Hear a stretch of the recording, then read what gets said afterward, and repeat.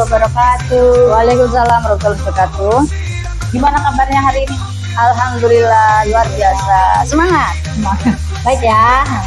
Hari ini kita akan adakan percakapan pra-observasi. Ini sebelum nanti saya akan amati jalannya proses pembelajaran yang dilakukan di dalam kelas. Baik. Kan? Di dalam atau sebelum saya melakukan proses supervisi ya Mit ya di kelas Misiko. Ya. Adapun yang akan dilakukan supervisi adalah untuk mengetahui atau mengevaluasi jalannya proses pembelajaran yang Misiko lakukan di dalam kelas. Nah, dan kenapa kita hari ini melakukan percakapan pra-observasi sebagai persiapan awal sebelum nanti Miss melakukan kegiatan pembelajaran agar Miss Iko lebih siap dan lebih percaya diri. Nah, sehingga memberikan pembelajaran yang terbaik bagi siswa-siswa di dalam kelas. Nah, sebelum kita lakukan, ada beberapa pertanyaan yang akan saya ajukan pada Miss Iko untuk tujuan pembelajaran Miss Iko di dalam kelas. Baik. Salah satunya adalah kira-kira apa tujuan Misiko yang ingin dicapai untuk pembelajaran di kelas? Ya. Berdasarkan rancangan pembelajaran yang saya berikan pada siswa itu ada 3 tahapan. Yang pertama, peserta didik mampu menyelesaikan challenge yang saya berikan. Kedua, peserta didik mampu bekerja sama dengan kelompoknya. Yang ketiga, peserta didik dapat merefleksikan atau mempresentasikan ke depan hasil diskusi kelompoknya. Begitu. Oh, gitu. Berarti ada 3 tahapan ya, Miss ya. Ya. Lalu apa area pengembangan yang ingin Miss Iko capai atau ingin Miss lakukan di saat observasi kelas? Ya. Nah, untuk area pengembangannya mungkin saya akan menerapkan 2 tahapan. Yang pertama pengetahuan dan keterampilan ya Bu. Yang pertama pengetahuan. Untuk pengetahuan, siswa mampu merangkai ya kosakata dan penerapan kata atau kalimat dengan benar. Terus menguraikan teks laporan hasil diskusi bersama kelompok. Dan yang kedua keterampilan. Untuk keterampilan yaitu peserta didik mampu menuliskan rangkuman kata atau kalimat yang ada pada teks laporan hasil observasi. Begitu Ibu. Oh, begitu. Oke, baik. Jadi Miss Iko ingin mengembangkan pada area aspek pengetahuan dan keterampilan ya. Ya. Untuk siswa Miss Iko, lalu saya juga ingin mengetahui bagaimana rancangan pembelajaran yang ingin Miss terapkan di dalam kelas. Nah, baik. Untuk strategi ya Bu ya.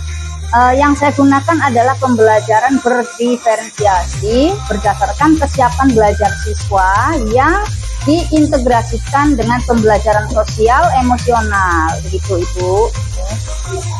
Nah, lalu saya akan membagi kelompok sesuai dengan kemampuan, keterampilan, dan keaktifan siswanya.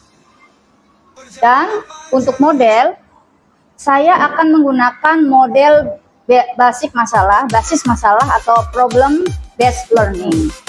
PBL ya? Ya, atau PBL. Baik Miss, jadi rencana yang Miss akan terapkan dalam kelas menggunakan strategi pembelajaran berdiferensiasi Ya. yang diintegrasikan dengan pembelajaran sosial emosional, Ya. menggunakan metode pembelajaran problem based learning atau PBL, Ya. dan juga metode diskusi kelompok. Nah, kemudian penugasan dan juga tanya jawab. Nah, bagaimana dengan media pembelajaran yang akan dipergunakan? Nah, oke. Untuk media pembelajarannya, sepertinya saya akan menggunakan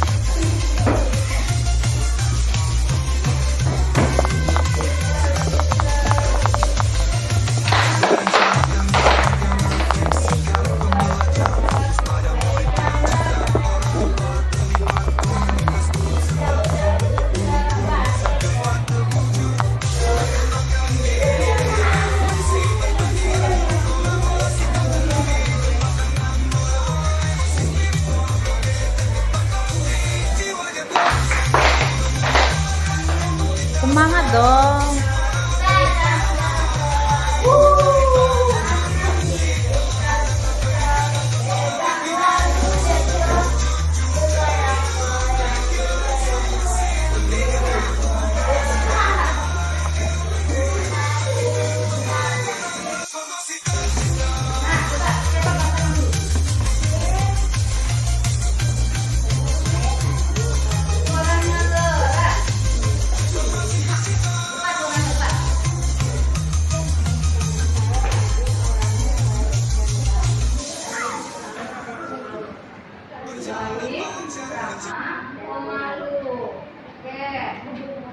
Baiknya kenapa nih kira-kira? Baiknya bisa dikasih apa sih? Baiknya gimana coba? Baiknya? Karena suka? Nih, oke, karena Kak Nadine. Ya, gimana sifatnya kalian? Coba.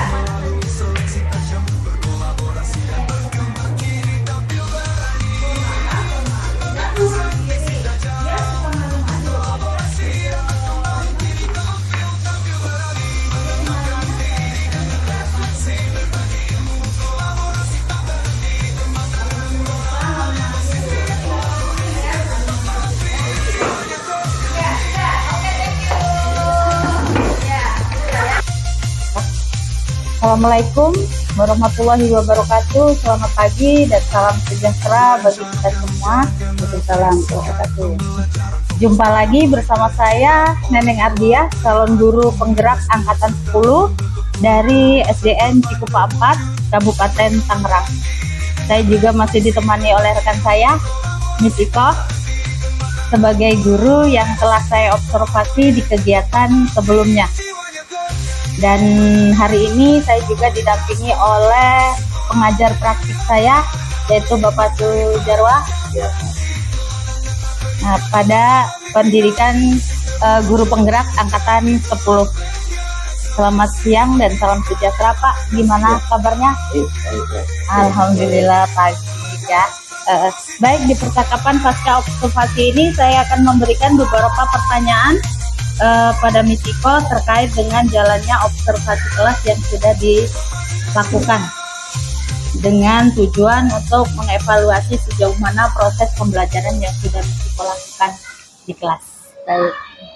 Untuk yang pertama, pertanyaannya adalah bagaimana perasaan Miss Iko terkait dengan jalannya kegiatan observasi kelas kemarin? Ya, mengenai perasaan pasti di awal saya merasa tegang ya Bu ya Neng ya. Tapi lama-lama juga terbiasa. Ya.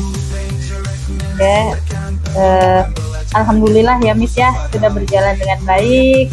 Bisa diceritakan kembali bagi terkait dengan kegiatan yang di area pengembangan yang Miss Iko lakukan di dalam kelas, kemudian langkah-langkah atau tahapan apa yang menurut Miss Iko masih kurang.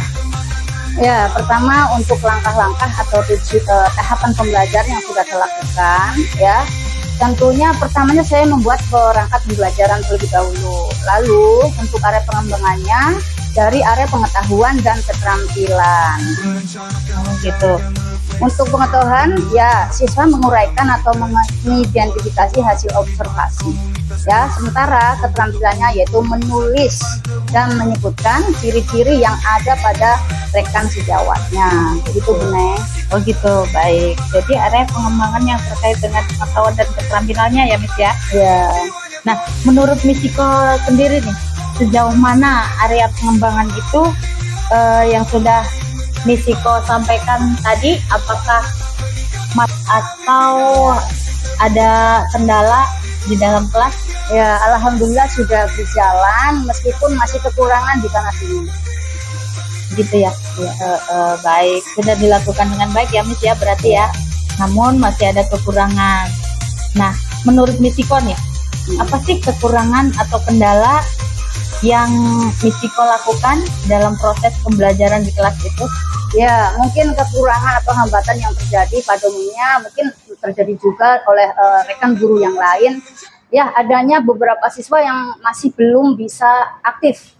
Nah, seperti itu. Pasif gitu ya? Iya, jadi masih kurang aktif. Nah, gitu. begitu. Baik, ada beberapa siswa yang tidak terlibat gitu atau gimana sih? Ya, karena mungkin dari kelompoknya tersebut itu ada anak yang ibaratnya aktif ya, nah sementara ada anak yang pasif begitu. Akan saya perbaiki lagi dengan mengelompokkan, mencampurkan antara anak yang aktif dengan anak yang kurang supaya anak yang kurang itu bisa terbawa oleh anak yang aktif tersebut. Ditambah mungkin harus saya melihat lagi pembagiannya tuh dengan gaya atau metode belajar mereka. Mungkin ada yang dengan cara gaya belajar itu visual, ada auditori atau kinestetik. Mungkin kedepannya akan saya perhatikan faktor-faktor itu. Ya. Baik, berarti itu adalah rencana Misiko ke depan ya, untuk melakukan pembelajaran. Kedepannya Misiko akan menyesuaikan dengan kenyamanan mereka ya dalam belajar. Oke, dengan cara menggunakan gaya belajar masing-masing, gaya auditori, gaya visual atau kinestetik. Mudah-mudahan apa yang sudah Misiko rencanakan bisa dilaksanakan di dalam pembelajaran yang selanjutnya. Lalu kira-kira kapan Misiko akan terapkan? Untuk waktunya belum saya tentukan tepatnya, tapi secepatnya akan saya rencanakan dan saya lakukan. Mungkin di semester 2 ya Miss ya? Ya, insya Allah. Tapi jangan lama-lama ya. Buat pembaharuan buat anak-anak juga ya kan. Baik Miss, terima kasih atas jawabannya. Mudah-mudahan apa yang sudah Misiko rencanakan berjalan dengan baik dan secepatnya bisa direalisasikan. Ya, Min. Nah, untuk selanjutnya bagaimana nih dengan Bapak, umpan baliknya atau tanggapannya tentang pasca observasi? Yang saya tanyakan dengan adanya pembelajaran menurut Ibu seperti apa pembelajaran yang dilakukan ini buat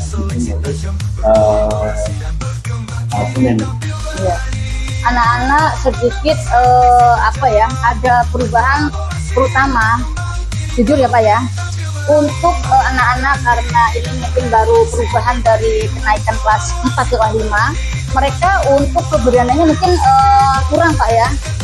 Keberaniannya kurang untuk bersuara pun suaranya tuh tidak kedengar. Acap kali saya ketika menyuruh anak membaca ataupun apa, coba dikeraskan suaranya, coba ayo suaranya keras, mesti seperti itu. Jadi ada banyak faktor selain itu tadi ya, makanya untuk itu sangat susah untuk menyuruh anak ke depan, makanya itu dibuat kelompok tersebut itu bisa membantu.